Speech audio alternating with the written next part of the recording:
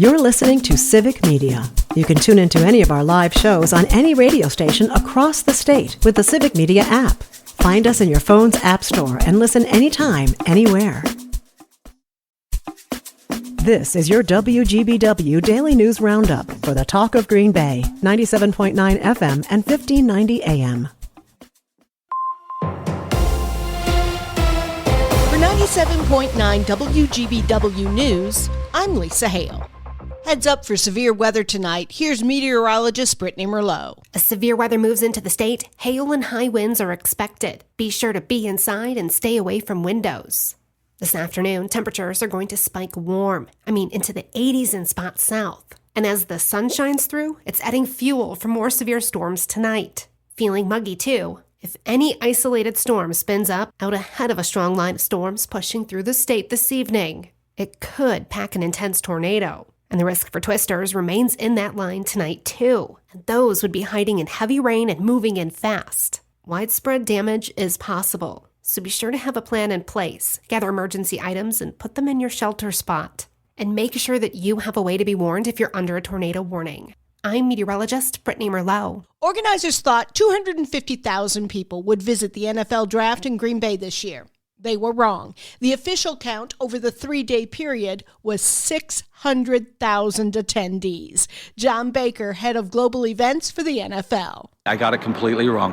I thought 250,000 people would come to this draft over 3 days, and you have completely blown that number out the doors. The NFL confirmed attendance Thursday was 205,000 people, Friday 175,000, and on Saturday 220,000 people attended the NFL draft. Green Bay is the smallest market to host an NFL team, but it tied the numbers seen in Nashville in 2019.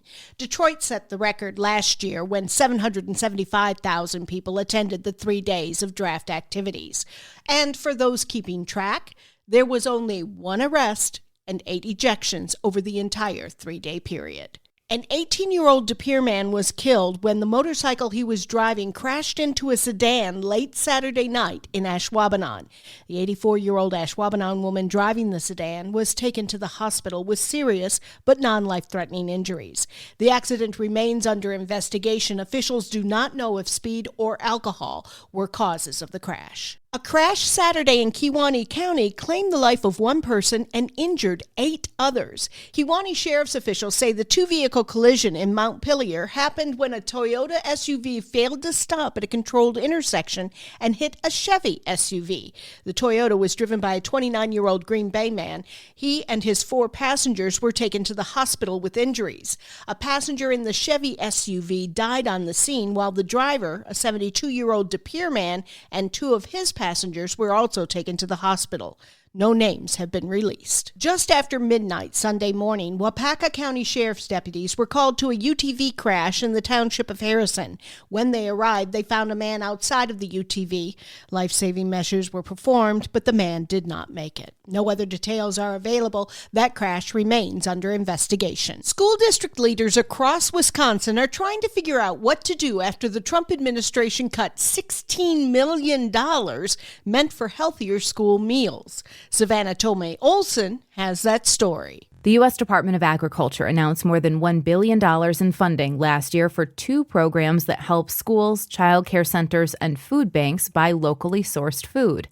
Caitlin Taurainen heads the School Nutrition Association of Wisconsin.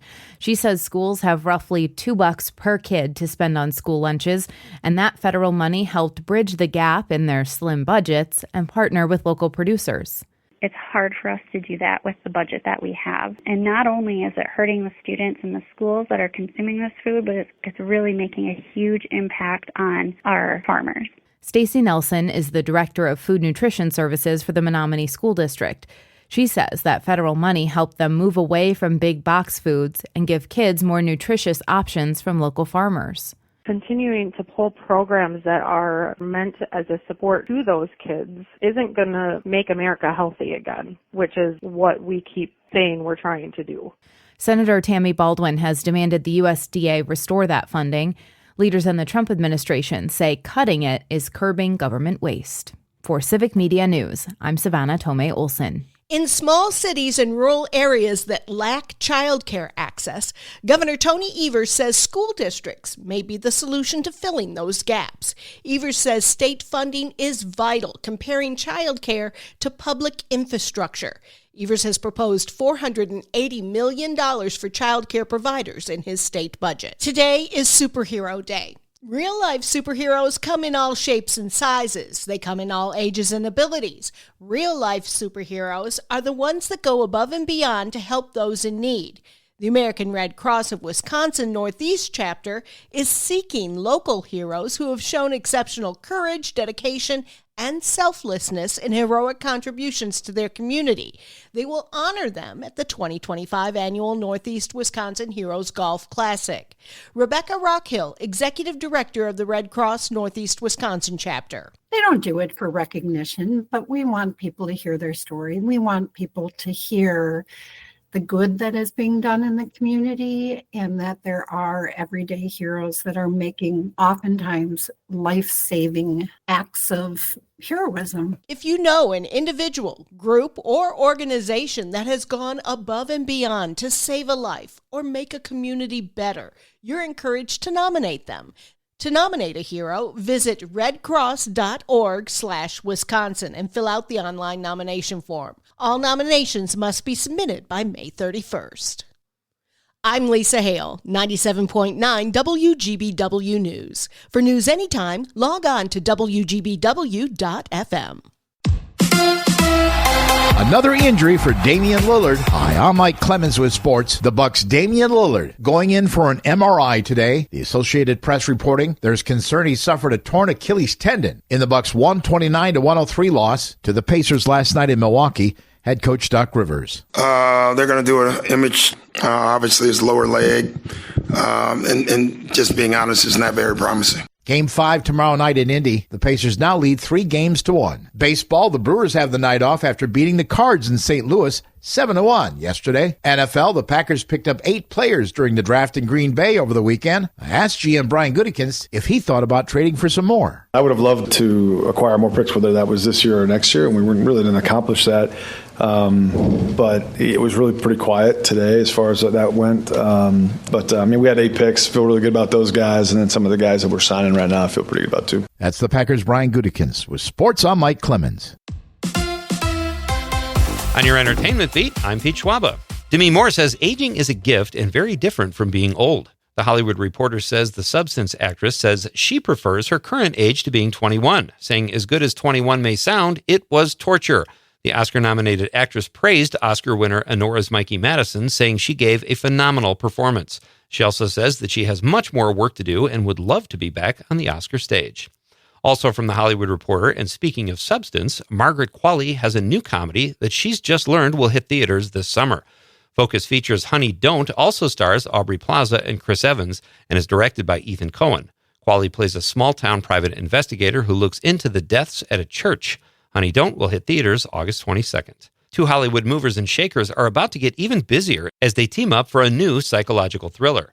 American Hostage is a new series from MGM Plus and will star John Hamm, and Sean Ryan will executive produce. The show is set in the 70s and follows Hamm's character, who is a reporter forced to interview a hostage taker in the middle of a crisis. Hamm is currently starring in Your Friends and Neighbors, and Ryan recently executive produced and wrote The Night Agent. Pamela Anderson's recent film, The Last Showgirl, brought her critical praise and some Oscar buzz, but it did not result in a nomination. Not sure if it's a snub or not, but according to the New York Post, it motivated the Baywatch actress to retaliate by moving to Massachusetts to do theater.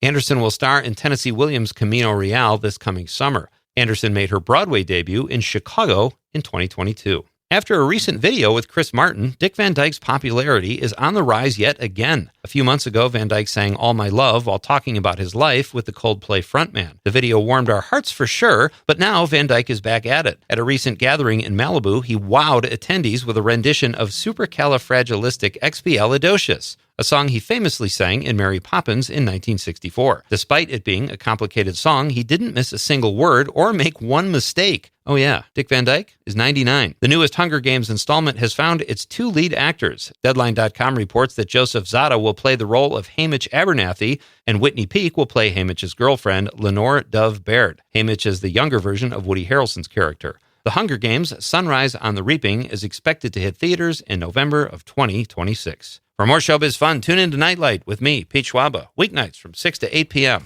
on the Civic Media Radio Network. It is going to be a warm day today with scattered thunderstorms likely, and some of those storms could be severe with the potential for large hail, damaging straight-line wind, and even tornadoes, especially late this afternoon through much of this evening. Stay weather aware today. Be prepared. We will have the very latest as things develop. I'm meteorologist Sean Cable. Outside now, it's 55. That's your WGBW Daily News Roundup from Civic Media. Subscribe to this podcast on Spotify, Apple, or wherever you find your podcasts. Find more news at WGBW.FM. The national news cycle never stops, but it can be hard to find news about your local community. Civic Media is dedicated to providing quality local and state news coverage across Wisconsin. With the Civic Media app, you can get notifications about local stories that matter to you and your community. Find the free Civic Media app in your phone's app store and choose notifications from the menu to tell us what kind of news you want to hear about.